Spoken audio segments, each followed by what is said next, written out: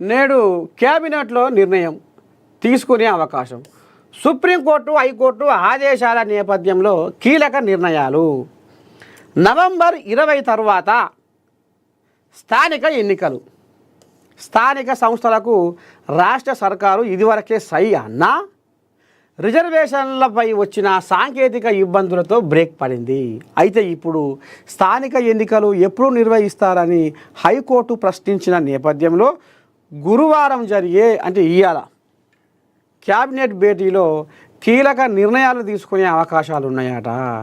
గత నెల 17న స్థానిక ఎన్నికల నిర్వహణపై హైకోర్టులో దాఖలైన పిటిషన్పై విచారించింది.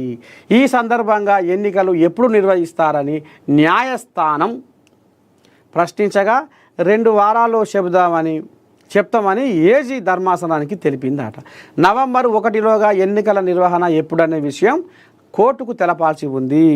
ఈ మేరకు అఫిడవిట్ చేయాల్సి ఉంటుంది. దీంతోపాటు స్థానిక సంస్థల ఎన్నికలు నిర్వహించాలంటూ ఎమ్మెల్యేలు, ఎమ్మెల్సీలు, కార్పొరేషన్ చైర్మన్ల నుంచి ప్రభుత్వానికి ఒత్తిడి కూడా ఉంది.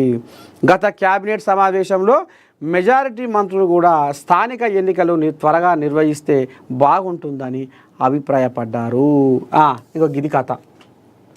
నవంబర్ 20 తర్వాత స్థానిక ఎన్నికల కథ భాగవతం ఉండబోతుందట అనేది మరి ఇప్పుడు పరద మీదకి వచ్చింది. చూడాలి. ఇదేంది